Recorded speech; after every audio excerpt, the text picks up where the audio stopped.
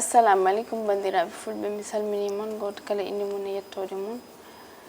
mi salmini kala yeɓiyanke émission mon yonta hande e téléspectateur uji piindi kadi mi salmini kala ɗo mbawɗon wonde weltade arde plateau mon yonta hande donc no min kewiri waɗirde wonni saaha kala mi salmini yenna ardiɓe galle o mi salmini yenna technicien ji ɗi so ɗum diwi kadi mi rokka yaadiɓe ame émission salmodire bandiraɓe min présente on kadi invité men jontaɗo garɗo hande o Diary mi salminima madame Dia mi salmitimama assalamu aleykum bandiraɓe yeɓiyankoɓe Ayaw Pindi TV on calminama on juurama kala to gonɗon e gonirɗon Diary Ndiaye debbo mo hawre hawnigo walla mbiyat Diary Ndiaye debbo mo podalal Woursiri Diye walla Diary Ndiaye debbo mo magama e litama on waɗi ɓurɗo andirede Baylo Bodejo o calminama kadi mi salmini kadi mawɗo galle men woni Baba Abou Samba Diop e wiyama Dioba Jubbo e technicien ji meɗen foof dal e kadi invité min e wiyama kadi bisimilla saabu ko invité e nder invité mi salmini madame Dia a jarama weltanama hande noon plateau amen o min on jiyata hande Salma saabu famat tan sahaji ko haajuji ɗi tongata yimɓe ɗum saabi kono mbaɗa salminamo au passage kadi mbaɗa wiyamo yo arta yamen e ko ɓuuri yawde e yaccade kadi e dow jaam inchallah mi hokka noon konngol kadi invité men jontaɗo gandaɗo e leñol pulago invité baɗɗo fayida machallah mi hokkamo konngol tan waɗa présenté hoore makko e yeɓiyankoɓe DJ mi salminima mi salminimama Kina walla mbiyan madame Diaya mi salmini aussi Diary e aussi hucciɓe men ɓe on jeeɓa émission men yonta hande en calmini kadi aussi technicien ji ɗi foof e wonɓe caggal ɓe fof tagɓe hande so tawi neɗɗo occi téléphone mum walla télé mum ene yeeɓe en ko sababude mabɓe donc en calminiɓe kamɓe foof kadi waɗayam kadi weltare no fewi surtout arde ɗo kadi joddade mon wossindurde mum e miijoji surtout ko fate e banggue temuji ɗi mbatton ɗi foof ça fait plaisir no fewi voilà mi salmini kadi aussi ma famille Dakar et tout voilà mais hande kam wona à l'aise saabu kollito ala ɗo hande kollito noon ne tampinannomi émission ngaji ɗe yo tampininomo kay ko jaddo min calminimo kanko ne kollito de passage min jewnima no fewi o foti hankadi artude kadi e plateau o hebdo place makko machallah mi salminima no fewi kollito bon a jarama DJ hande noon min jiiɗi haalande won thème goto min jiiɗi yewtude e thème goto mo gandanɗa hewɓe ganda ɗum henna saabu ene waɗa henna dégaji kewɗi e sukaɓeɓe kono hewɓe ganda ɗum saabu ko hunde gandanɗa yimɓe ne foti henna wadde hen sensibilisé no fewi saabu oɗo saaha ne fuɗɗi ƴettude ampleur mo gandanɗa so ɓooyoyi tan waɗat ravage uji no kewmi haalde waɗat dégaji kewɗi donc ko ñinnomi haalde hande ko hépatite B sa nani hépatite B noon ko ñaw goto mo gandanɗa koye ɓandu neɗɗo wonta ko virus goto mo gandanɗa ene heewi façon ngaji no wawi heɓirde neɗɗo o ɗum saabi noon mbimi hande yimɓe yo jewtide e hépatite B saabu hande sa yi hépatite B o no heewiri e wuuro he ko welsindare sukaɓe kadi pijirloji ɗi kadi ne heewi e banggue yo bang hay ɗum ni ene wawi jaggude hande ene wawi dañandema conséquence uji hay ɓesguma e sukama janggo e jaam hay sukama aɗa wawi yenna rabde ɗumen e ko fati e hépatite B ɗum saabi noon mbimi yo yimɓe jewtude e hépatite B Diary jinnomi ko dokka ham miijo ma yenna ko fati yenna on maladie hépatite B on maladie dal fo noon namde ɗum ko médecin ji ɗi médecin ji ɗi quoi mais sa yi hande gaddumi kala hépatite B o wona banggue médecin mais banggue ɓurde nadde yenna banggue ko fate e jeune uji ɗi ko ɓurde wawde rentinde sukaɓe saabu hamin mbawno addude médecin ko gonga c'est important mais yo yimɓe kaldu hen sababude hépatite B ko ɓuri addude ɗum henna oɗo saaha ko welsinare sukaɓeɓe saabu hande mino Raky mi wona célibataire moɗo yooɗi moɗo yonta suka gorko garɗo kala waɗa mi dohan mi waɗa accepté mi jaɓa a faami moɗo wonde belamma fittanɗom tan ko belami mbaɗami gorko geewiɗo mi kala mi yaha hôtel restaurant kala ɗo mbawɗa andude hen gorko so invité ma toon aɗa wawi yaade min mi yahan so ummima noon an jotodira e gorko o sa pari toon goɗɗo kadi nodduma hen jaha to makko aɗa fawdira surtout ko ɓuuri hen hewde yalla yafmi woni haala ka maɗandi bon yoɗata mais ko ɓuuri hen hewde ni ene fuɗɗima warde kadi ko rewɓe yeeyoɓe koye munen ɓe ɗum ko ɓuri hen hewde ko toon sukaɓe worɓe ɓe kadi heewi ƴettude ɗum sabu hande an dal somi nani haala ma ñaw ko ñaw daaɓowo ko daaɓowo ñaw daaɓowo sabu en raɓirta koye tuttaɗe rapport woni wondude gorko kadi e ƴiƴam ene wawi rabde ma neɗɗo gaaño henna ƴiƴam mum henna gaañoɗa ƴiƴam mum memma ɓandu ma kay kañum ma woni miñum sida ko miñum sida tan kono kañum nafi ko ene safro sa tini ɗum law sida kañum safrota ko mais hépatite B ene safro sabu sa tini ɗum law hande médecin ƴini mbay safrude ma ha sella mais so yeehi ha waɗoyi chronique ɓandu ma ene wawi addunde mo ni cancer kadi ko heeñere ma nangata mais kañum jomum no andirtene wonde oɗon ñaw ko ɗum woni probléme o sabu hépatite B a andata symptôme aji ɗi so yeehi ha noon waɗoyi chronique ko nden noon fuɗɗota e feeñde ma mais aɗa wawi wondude hen ni taw an a cinata duuɓi ɗum dal woni solution sa jooɗimi sak fenduma ya hôpital ƴewma ko ɗum tagi ene waɗi important enen noon hewani men quoi yimɓe joguiɓe docteur eɓe tan ha saago en san jewri yo balle mumen hewani quoi kadi juste tan mi jubba hen seeɗa rek ko fate banggue ko kalɗa ko maladie mo gandanɗa hoorema comme no mbiruɗa ni ko poɗɗo wawde rentede surtout côté zone uji ɗi sa wi noon no wiye zone uji ɗi ko mawɗo ɓuuri wawde rentade hande suka ƴewata janggo mum to weeli ɗo tan mbira min mboɗo mi waɗa ne weeli tan fanmi continue eyyi hay darala hen mais conséquence uji ko après eyyi ma yiiɗo e réseau keeɓa probléme ga ma jooɗo ha ɓooya pawga ka suka ene yurmini a dañani a jibinani a waɗani haydara wonta tan an a perti vie ma pour ni en kadi hépatite mi sikku ko noon hépatite B je pense que ko maladie comme no mbiruɗa ni ene heɓiri neɗɗo rapport sexuel ne heɓiri neɗɗo taw ko ƴiƴam kadi jomum ƴiƴameje mon ɗumɗini et tout mais waɗi ɗum différencier e sidare c'est juste kañum so tawi a tini ɗum law comme noɓe mbiri ni d' après un petit recherche mo mbammi 6 mois avant walla 5 mois avant so tawi a tini ɗum sa yeehi to docteur ene wawi Allah waɗa hen suturu affaire o iwema eyyi ko heewi ene waɗa ɗum ɗon ko zone uji ɗi tagar ɗum koye mumen ɗum ɗon kam somi arti hen c'est juste je vais donner un petit conseil aux jeunes uji ɗi comme no mbirɗa joni joni ni exemple dokkuɗa o jeune gonɗe saaha mum aɗa yonta jiiɗon fo nobere walla an ka gorko machallah jiiɗon fo kadi ɗum ɗo mbiyano min kom beau gosse donc kala debbo garɗo ala probléme mom ƴewno gérirmi ɗum tan mi jogoga guel heddo aɗa fiije ga alors que ka anda ko jawata o ko ɗum woni ko addantama janggo probléme uji par ce que sa ƴeewi ene heewi no raɓirta même tuurade ma hande en famɗi hande neɗɗo gonda e debbo walla goɗɗumen ni taw on jettodirani comme par exemple embrassé en walla goɗɗumen ga jawa ɗum mbiya ɗum ko haydara yimɓe yo kal ha leer yimɓe sukaɓe mbawa fam usodiral ngal affaire ɗiɗon jawa ɗum mbiya min wontum yettitta ko yoɗon debbo surtout hono Djiby Dieng mon fo daña gel daña ma Djiby Dieng geloji sappo e Djiby Dieng jogui debbo ala min hankindi mara ko bira mo resano mo reside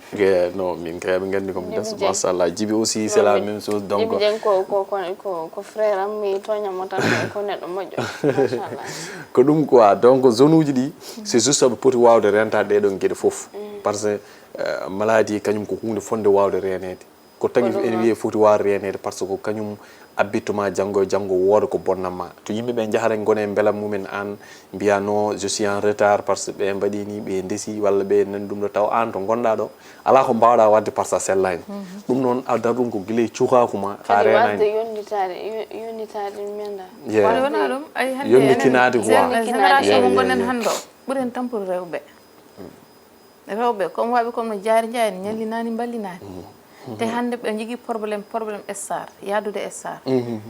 somi jii hande DJ Mangane ɓe mbaɗa fera ɓe jokkodiri DJ Mangane ɓe mbi DJ Mangane e janggo DJ Mangane waɗa e sehil muɗum ɓe passe men numéro makko kamɓe en jerniɓe hunde foof dal kamɓe yoɓe jindiri tan haaɓe gonde star uji ɓe natti hande jogade valeur e koye mabɓe ɗum ɗon sa renayi ɗum tan ko mbira ko ñawo sa woni an a ñallinani a wallinani gorko mo jiiɗa foof jiiɗa andude ko holɗum woni e muɗum mbeɗa andi hay ko ɓuuri sida heɓat ɗum saabu yahat tereki ma ɗi en cama e mbedda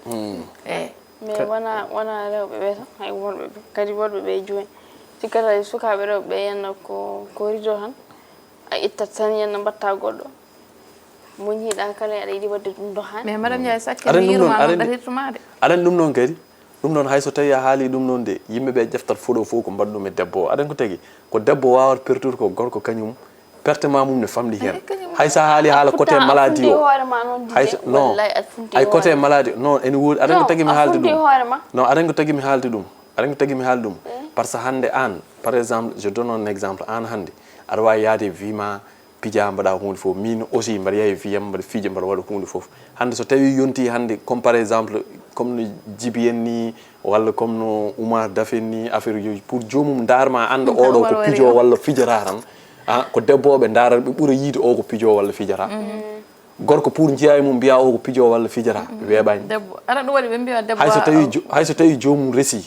ko ɗon kadi aɗa wawi serdude pijannoɗo e mo fijata gorko kañum ko ɗum tagui mbimi ko ɓuuri hen wawde pertude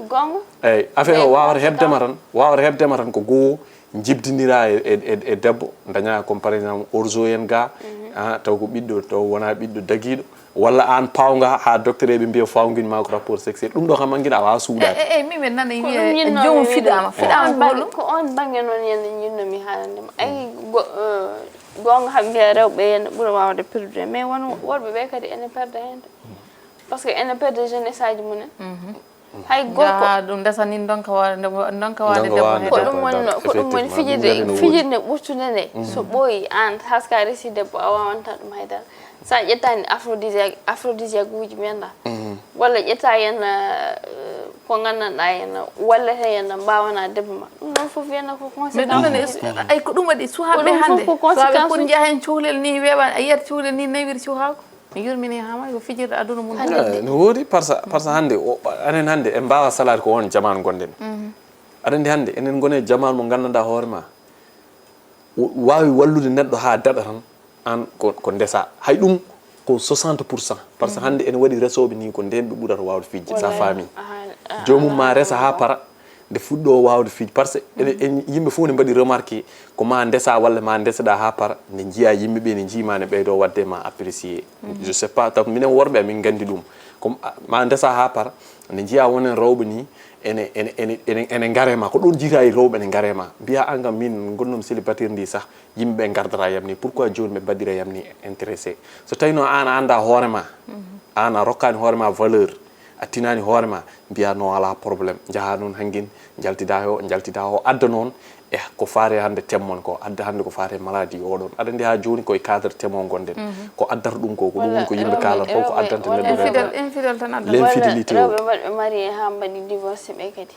ɓen kadi alors ko ortoñ minen andu koye munen ayɓe andu koye mum ɓe hande gandi koye munen non mbaɗa andi mi haaldani on banggue ko exemple rek ko aɗani ɗo joni comme par exemple rewɓe resaɓe ha paari ɓe dutto ene jaaha ene mbaɗiya ɗum ɗo jen walla goɗɗum min ni ɓuuri wawde kadi en heewe mabɓe kadi aussi ɗin maladie ji en mbawi hebdude waɗen ko tagui par ce que jomum wiyata hankinti min ala ko ndentoromi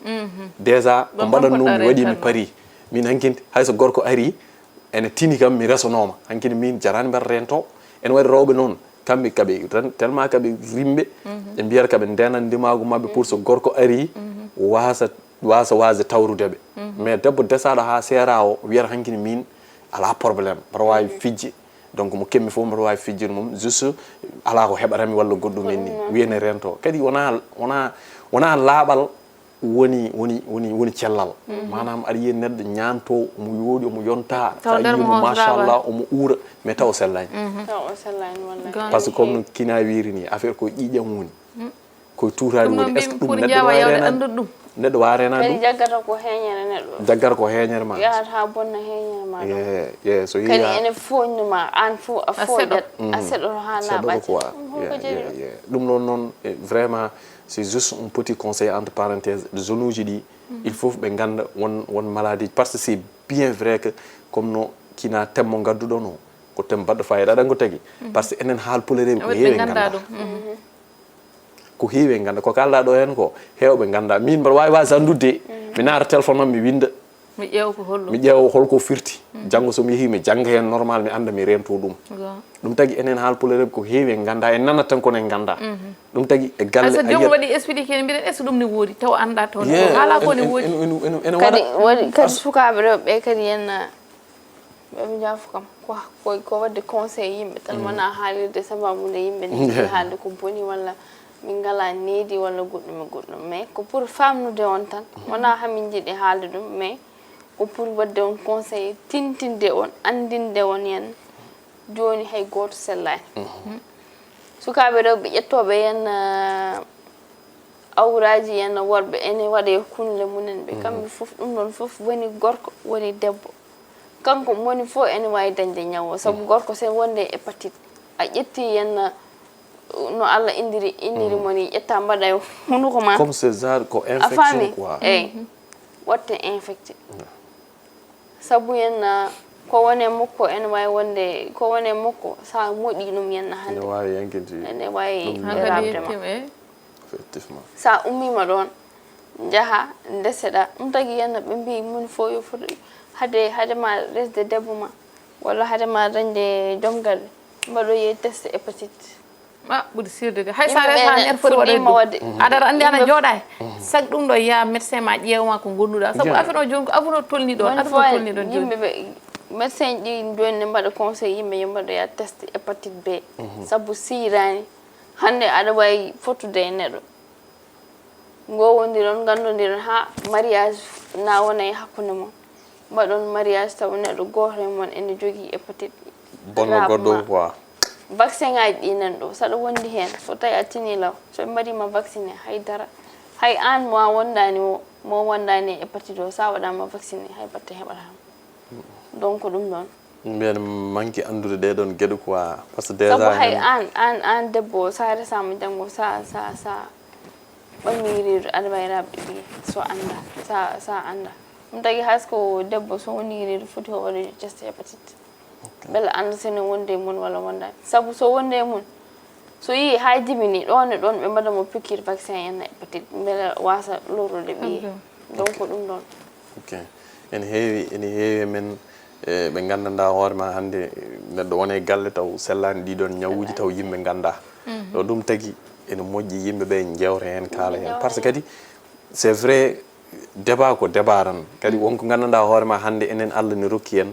enen neha certaine neediji wonten mbawa rewde normal ha yimɓeɓe mbawa mais yimɓe kam garta kadi en on banggue mais aussi wonɓe gandanɗa jaɓata waɗoyde vacciné ko ɗum woni caɗele aɗa andi hande wonen enen surtout enen haalpulereɓe eɓe jaa fof mi jeeyi enen so jomum wiyama vaccin tan sikkata ko vaccin pour mi jibinta walla ko vaccin sukaɓam pour mbasa mawnude walla goɗɗumen ni ene heewi men walla fuuta wiye hande vaccin ngaji ne mbaɗe tan jaa jomum wiye hey min kay ɓiyam vaccin taw par ce que mi anda ɗum ko woni eyi saabu aɗa waɗi ɗum ko ndeysan hen kadi banggue fellataɓe saabu en nanino ɗo henna vaccin ji ɗi nanaten ɗi garteɗi ko ustude jibingol jomumen walla ɗum ɗon alan sa nani ɗum ma janggani tan hakkille ma ɓe mbiya seytani haalani gonga kono jiiɓi hakkille ko ɗum waɗi ɓe kula hen ɓe ndento kamɓe noon ɓe ndentoro haaɓe gañoro ko ɗum woni probléme o eyi kay ɓe ndentoro saabu ɓe mbawata andude koɓe ndentoro ko poran rende foof tan ɓeɓe ndento hande a wondane e hunde au lieu que jaaha hôpital ɓe mbattata ko mbima ya to leɗɗe ɓaleɓe kadi ɗum ɗon kadi ko hunde gandanɗa gonga ni leɗɗe ɓaleɓe ene safra mais ya hôpital mais kadi bon sa sinno ni ɗum ɗon ne woodi ni bon wiray ni woro yimɓeɓe yo yimɓe ndento kadi ha ɓurta comme par exemple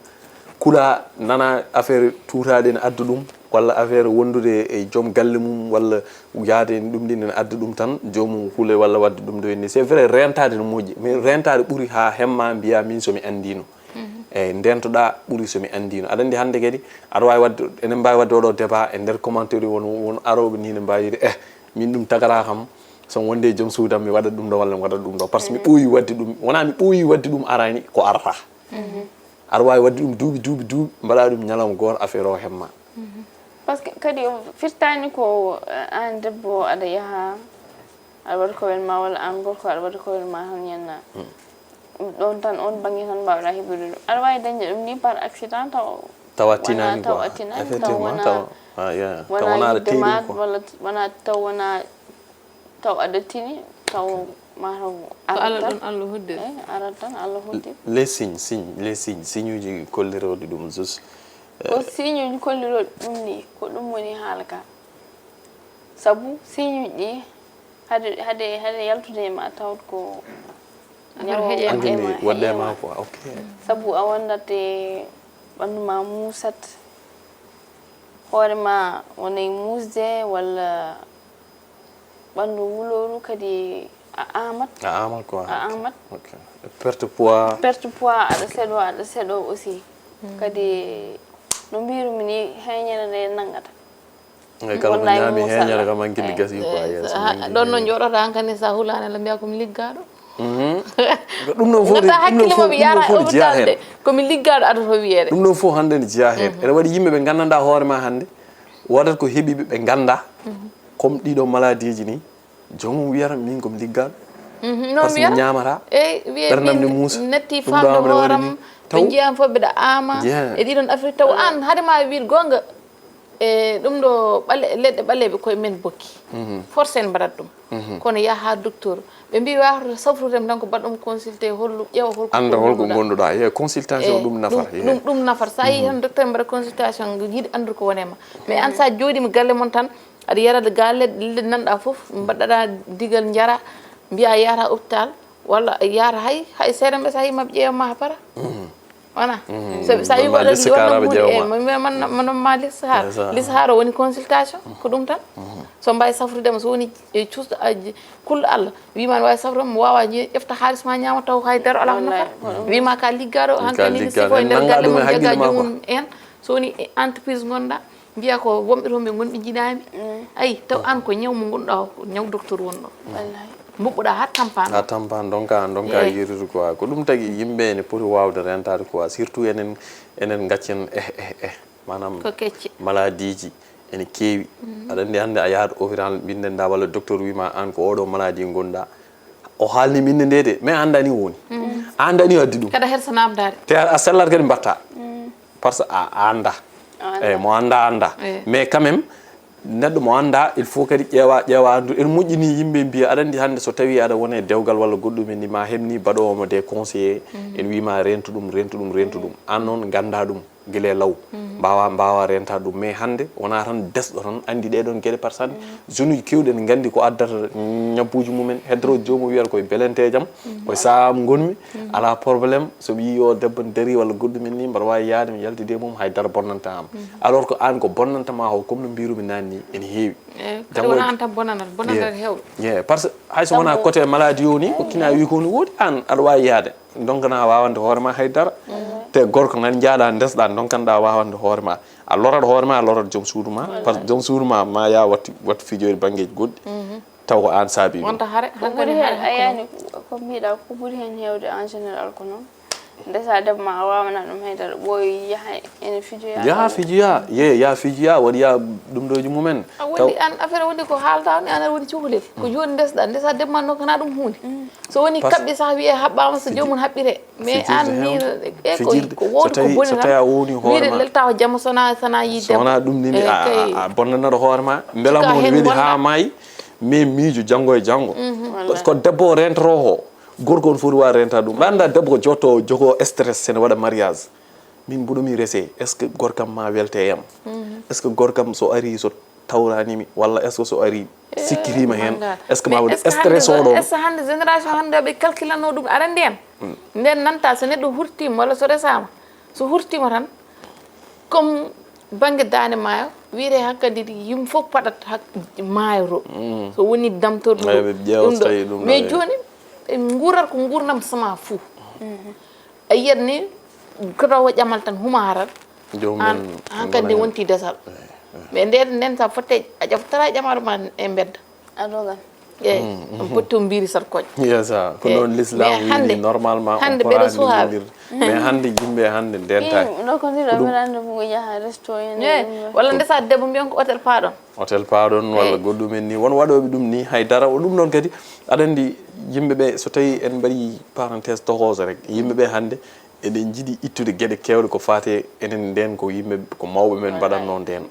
manam arde wiye debbo so paari yo wudere nde yaltina yo hollir yimɓe e tout wonen ne jaadi hen mais hande sa ƴeewi 99% e yimɓe natti yadude ɗeɗon gueɗe aɗa ko tagui par ce que goo en hersini c'est vrai ni mawɓe men ne mbaɗatno noon de wona tan ko mawɓe mbaɗatno fof kadi wiye génération yo ar kadi yo ñembu ɗum par ce que jiida enen hande nana mbaɗɗa ɗum fof nani yimɓeɓe jiyani haydara foof feere ma boni ɗo ha maya yimɓe kono koye haalta raison pour laquelle hande yimɓeɓe puɗɗi finde so tawi aɗa hurtin joom suudu ma jaltina ɗum anani jehon toon gonɗon mbaɗon ko mbaɗon ɗum fof ha gay noon garton jotto ɗum aɗa joni aɗa nden comme ko mbiɗa ɗo joni hen nden sa guudi jaltinete ɗiɗo affaire uji mais hande cikka rewɓe ɓe mbiyata ko hande ɓe ɓuuri suudade kono hande ɓe ɓuuri weejje sabu hande gorko so ƴeftimo o heɓanima haydara o haalnata ko sehil mo sabu hande so haalni sehil mo wodat tan mo haalani te mo haala noon siyat cikka an noon to gonɗa ɗo ko sutoro jiguiɗa taw pourtant hoto jooɗi dartuma nde yite dartuma ye gorko gotum de affaire o change ɗum tan mbar ko wutere natti yaltinede e nde yaltinaka gorko ha hande nen ɗon ha hande worɓe haɓe gandi moɓe tawi ko debbo e moɓe tawi kadi ko mbomiri on moɓe tawi ko ceemeɗe haɓe gandi ɗum kala toɓe jooɗi haɓe jewta ɗum yimɓe aɗani yimɓe potani ene waɗi worɓe ɓe ganduɗa hoore ma sehilaɓe ganduɗa ene jogui moni fo ene resi kono sehilaɓe haala rewɓe mabɓe tan ɓe jewta ko ɗon haala rewɓe mabɓe tan ɓe jewtata aɗa andi ɗum ɗon kadi joni hayso jomum haalnima direct haalnanima hay direct de ma won erreur won ɗon neɗɗo wiye min aɗa haalan comme par exemple ndesa kalda e neɗɗo hay jogoɗa guelma tan aɗa sekkidiri mum certain gueɗe tan haalande ɗum sehil mum ni wonde ko yoɗani hay rewɓe ne mbaɗa ɗum hay rewɓe ne mbaɗa ndesa ye ndesa ay rewɓe ne mbaɗa ɗum rewɓe ɓuuri wawde waɗa ɗum joni ko mbaddannoɗa e joom suudu ma nder suudu foof jalta mbiyaɗa haalana ɗum sehil ma on sehil ma on haalan sehil mum oɗon kadi haalan sehil mum affaire o yalta ha hande kono affaire o nen ɗon bawɗo fof tan yo ren hoore mum ko ɗum tan gorkoma hokkuma respect mbirumi nanni tan yimɓeɓe ma wi karim holno tawirnomo te hayso haare muusi tuusi suusa yewadema hen ɗum respectatama ni saabu arane mbiya hande aɗa worɓe mbiya debbo hakkille mum ko no ene mum tukkiri non way tukkare kañum ala hakkille kala so mbaddi tan probléme kala ko wonnoma haalat même gorko ko noon way gorko kañum ko noon way kala so worɓe ɓe ma metti ala fof ko aɗa so ɗiɗo débat ji kalama la majeure partie yimɓe memata ko rewɓe ɓeete mbiyata ko debbo alors ko worɓe ne jogui probléme e waɗi worɓe defante rewɓe wonen rewɓe ene garda secret ni taw gorko hoore mum wawa garde ɗum secret debbo ma mo mbira aɗa yaaha aɗa surtu ɗum aɗa wiya ɗum mi tawrani ɗum aɗa haala walla aɗa wiya ɗum ɗo jenni debbo ma so welama kañum ne wodo to surtirma wiya a wawa lelde wiya ka pijarnoɗo min hayno leldirta ɗen ni mbaɗa andi an ka pijarnoɗo walla darta ko debbo gorko ñawa debbo mum suura ɗum wonde e muɗum anani toppito comme no toppiroɓe mais kalde debbo ñawi gorko waɗamo abandonné yaha ƴeewoya debbo goɗɗo la majeure partie ko noon quoi affaire o mom ko vice versa quoi debbo ene foti jogade suturo hoore mum gorko ene foti jogade suturo hoore mum c' est à dire comme nane ko jinnomi haalde ko debbo ko jogoro stress ene rese ko gorko c' est la même chose ene foti jogade oɗon stress so tawi an ka dimo so tawi an ko ƴiƴam dimawu dogare ma aɗa foti jogade oɗon stress aɗan ko tagui win noon par ce que an debbo mo ndesoyra o ko neɗɗo no mani ayno joguiri stress an ene wawi mbasa tawrdemo ni anne kadi aɗa foti wonde dimo mbiya min debbo mo est ce que momi waɗi ɗum satisfaire ha anda min mi wonano pijowo manam on stress so tawi an ka vrai ka réel ɗum no foti wawde heddemo mais mbira wona mbira min wonda ko debbo tan ay gorko wona mbomi ene waɗa rewɓe joñi ene waɗi rewɓe joƴi so tawi a yettima ɗumen tan ne gandi réellement an ka baɗannoɗo walla watta ka pijannoɗo normal walla ficca wona debbo fof hagade mais pour ko mbiɗa noon pour hande guitta ɗum e worɓe he sa limi ɗum goode wiita ɗum ɗiɗi jamanu hande gonɗen noon alay sago hande yimɓe hande sika noon bonni ɗum henna rewɓe weɓnaniɓe kadi woni keɗe joni haska resani haska célibataire joni ko mariage mbatta ko fof no wonanima haydara an hande liberté yimɓe jogui o ko ɗum noon aɗa andi comme par exemple il faut kalen quoi rewɓe hande liberté maɓe jogui o ina hulɓini hay sino wiye worɓeɓe hande bonide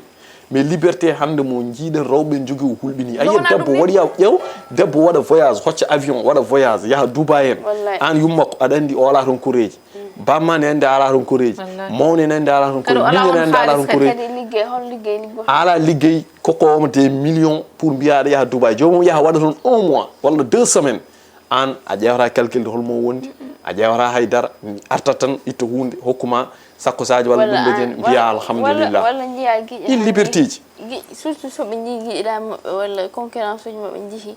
ala fof ala no mbaɗa rewde jomum wiya il faut joni waɗen ɓe ñawa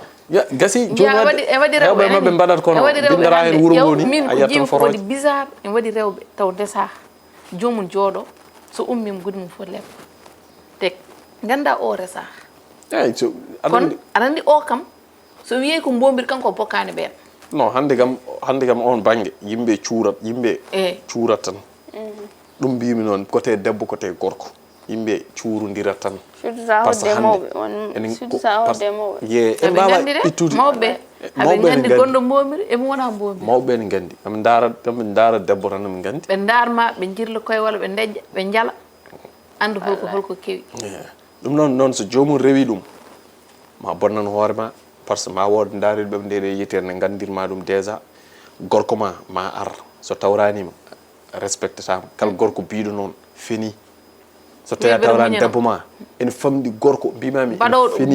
ene famɗi gorko garowo wasa tawrude debbo mum respecte ɗum normal kala ɗo jiiɗa gorko waɗi ɗum andu on kam ko jiɗɗoma ha hawhani on kam ko yimma ha ko yidde vrai woni ɗon kono dar ko way dardemo foof mo darde ƴimɗo mo darde yitere gandanɗa hoore mum non son mbatti tan aɗani fitina seyɗani heewi doole nan mbatta ɗum fof haalnete walla so yiɗo o yiiɗa haalande mais o haalane haala gandanɗa hoore mum ko jolfere ko joñƴo doyna borom xel ma jomum waɗe cof haala ha sa woni ƴoƴo tan andat o kolko yiɗi haalde o yiɗa haalde faminande kam waɗi kam joni eyyi o wima jomum wima an aɗa andi mbaɗa andi aɗa neɗɗo comme dugdon tan debbo gorko so kala no dogui jomum wi aɗa andi mbaɗa andi eyyi wima ko c'est à dire wonko woni ɗon ɗum hayso debbo wi noon andu gorko ya quelque chose qui ne va pas so tawi on certi noon aɗa andi en famde wiyoɓe so tawi en certi tan après ceergal wona guerre mais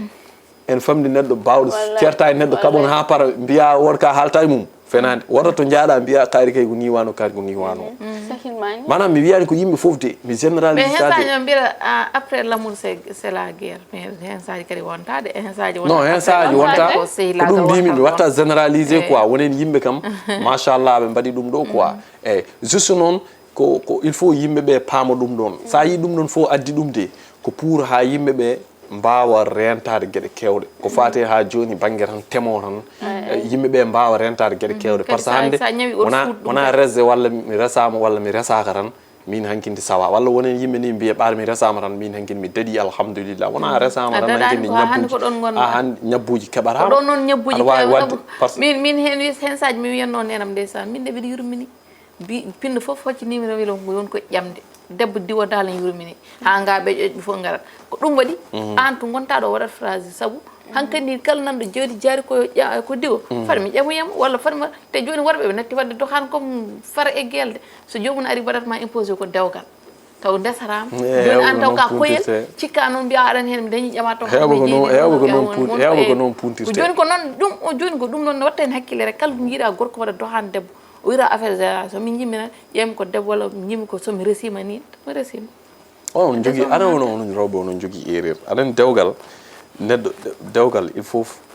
ƴefta tamade fewi mbawa wadde choix mo gandanɗa hoorema oɗo ko choix ma personnel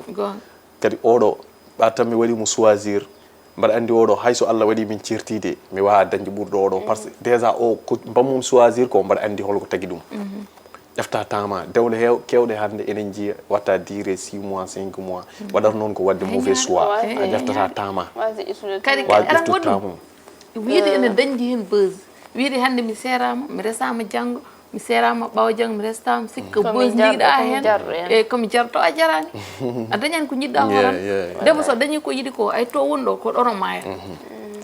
min e baggam min de ko ɗum mbiyami ko mbimi so yiɗi mi limtene duuɓi temedere weɗe jooɗi tant que mom jigui bandu choix o arani mi sikki c'est ça ko ɗum ay o jibine waɗa minen signalé ken nanne heure timmi donc mbaɗa andi ko ɗo tan min karnata henna yewtere nde mi rokka DJ Manga an waynodira e bandiraɓe tan eyyi merci beaucoup merci aussi pour invitation vraiment ça a été un plaisir kadi aussi encore une fois arde ɗo hen wasindira mon miijoji surtout hayso heewani ma wooda kam jangguɓe hen kadi en ñaaga kadi aussi wasata kadi émission wooda yebɓe ɗum ɓe gandanɗa hoorema ene ɓuuri en hen gandal ene mbawi wadde hen commentaire uji ko mbawi wadde hen foof ma enen kadi lire paamen ɗum gandin ɗum janggo e janggo so jottima taw enen gandi kadi ko mbatten hen développé kadi ma goɗɗo lire kadi wawa famde hen par ce que neɗɗo wawa andidde foof donc ko ɗum jimmi haalde hen kadi mi weltima kadi no fewi mi yaltata kadi émission o taw kadi mi salminani kadi madame mbaɗa andi kam moylol ma won haalmi mais quand même mi salminimo no fewi kadi mi weltan mom kadi aussi yo yimɓeɓe kadi paam comme par exemple relation ngaji baɗi ni hen kadi aussi comme ko kalten joni ko wawi adade hen foof ko wiire neɗɗo ko ni way ko foof ko ɓuuri hen wadde priorité o tan c'est le respect même communication maɓe kalaro so tawi respect wala ɗon communication moƴƴata par ce que communication ko so wiyama ko haala so tawi noon aɗa haalde neɗɗo a haalda e mum respect ma dépasse ɗum donc respect o adi foof donc min kam vraiment mbaɗa weltinimo kadi no fewi vraiment respect mo rokkimo e ceer kadi aussi mo rokkimo kadi aussi aɗa neɗɗo kadi so rokkima ceer a ruttat ɗum ngal ɗon teddugal kadi gorko woto fiiro becce tan wiya min ko min resma tan ko beelami fo mi waɗat min a émission ngajam so mbaɗa ya so wi woto mi yara wadde wona no yimɓe mbiyata ni ka bawat walla goɗɗum wona ɗon c'est juste que neɗɗo sa yeehi ha resi kadi il faut jogoɗa responsabilité hoorema et tout quoi mbaɗa waɗamo remercier kadi oɗon banggue hayso wi mbaɗa invita ko oɗo thème walla ko ɗum e ɗum pommi hebdema jomum wima sa yeehi rento walla haaldum aɗa ɗum ɗon kadi ko yettere Allah quoi min joom suuda woni men beltanimama to jagguɗa ɗo hari ko noon ɓeyɗo jaggude ha tima donc mi weltinima kadi wa Pindi TV foof e yeeɓuyankoɓe kadi aussi émission mono ko émission mo ganduɗa hoorema baɗɗo fayida min de vraiment min luppata ɗum ene moƴƴi kadi temuji ɗi mbatton ndi kadi yimɓeɓe jangga hen ne moƴƴi hama yimɓe kadi yo ngar kadi aussi wooda ko mbawi ɓeydude hen wonko yimɓe mbawi ɓeydude hen ko heewi donc c'est ça quoi mi weltinimon no fewi rendez-vous prochainement inchallah a jarama weltanama jaari ko noon tan haala ha foof en kaali ɗum kadi mbawde tan kadi ko haalde kadi ko mbi ho neɗɗo haysomo haala oto ƴeewe neɗɗo e ƴeew ko haalata ko kettoɗa ɗum naftoroma hayso ko mo goto ma won mo baɗɗo importance kadi en gonani ɗo manque de respect hay goto kadi ko enen ɓuuri famdude e leñol fulɓe ngol kalɗen tan ko yimɓe guurata e ko yimɓe duppori rentade saabu wiyomo ya loor yi tan ko laaɓal ma enen ko ɗum taguino ummade kadi mo fof kadi enen dokki ɗum respect kadi mo fof no mbawɗa to mbawɗa wonirde fof min dokkuma respect saabu min ganda jomum ko nani ɗum hen kono min mbawi wi tan ko ndentoɗon noon mo fof yo andu hoore mum kadi saaha fof ene wawi aɗa wawi ƴeftoyde médecin ma mo kolɗa waɗama consulté ƴewma gonɗa ko gonɗa e dow mum wattama haydara saabu ne wawi ñaw taw ne wawi wonde ñaw cuuɗiɗe ɓanduma ma anda jaaha o yaltinanma ɗum mbawa safrade kono sa suuɗima tan sono jogono safrudema safratama jogol ko lordema e mbiɗa wawi wiide kadi bandiraɓe kadi mi salmini foof kadi mi juurima foof mi weltinima kadi yeɓoɓe Ayaw Pindi TV e émission min yonta hande mi salmini Toharam Diary Tall on ñande mi yejno yejjidde haalandemo ñande jaami hawre o ummi ko ha hedde wuuro mabɓe addini kam teddungal kewgal machallah kadi mbiɗo ina yiɗma tampinima ko foftima ko mbiɗo yiɗama kono mbiɗo yiɗma saaha foof yiɗa nandema so nanani mo nodduma téléphone ngaji on a wawi yobde ɗum sowona o mbiyama jarama ko Allah jigui yobdi Allah yoɓon onon foof mi jarnimon kadi ko hakki wonno anniversaire de koddam mum waɗiyama joyeux anniversaire Mama Thiam wuuro ha Kaba sabu gurdam waɗi nafoore yam hanñen woni inchallah mamiraɗo mo kadi mi ñaguinimama duwaw kadi onon e mayɓe julɓe kala hanki dañƴa 2 ans Thiam Demba Thiam Baylo Thiam magama e ɗitan o woni Dieynaba Ousmane Moutamala Rak Guignam Hoggo Midia mi yiɗa dal haalde hen saabu ko mbiyami ko nenam wona hay mamam ko nenam ɓo ñin fo Sali Dia wiyatami Sali Dia wiyatama an kam o mawiraɗo en tiiɗama mbimi Sali o wona mamam ko nenam woni noon saabu ko kanko andinimi foof kala no mbawi wadde comporté yimɓe ko kanko mamo yam mi wima kadi yo Allah ɓumni toon ƴiima ya barke Allah nana calminama onon foof joni adama wayde quoi a jarama ko ɗum ɗo wonno hande émission temo min gari hen kadi amin ɗamini henna taw amin ɗamini holko koccuɗon hen holko pamɗon hen kadi sabu ko ɗum tan min goniri ɗo findinde won andinde won ko aduna o yehete ko sabu wona yimɓe fof wawi dañde information wona yimɓe fof henna jahata ene jiiloyo information ko ɗum saabi henna hande min gadani won o tem pour wadde won sensibiliser andinde won nden to ɗon mbatton hakkille e koye mon ko ɗum noon tan wonno kala komin haali hen fewani jafno ɗon minen sabu hakkille timmani ko ɗum ɗon tan donc min dokki won rendez-vous ha prochainement inchallah so hawre welede Allah on jarama merci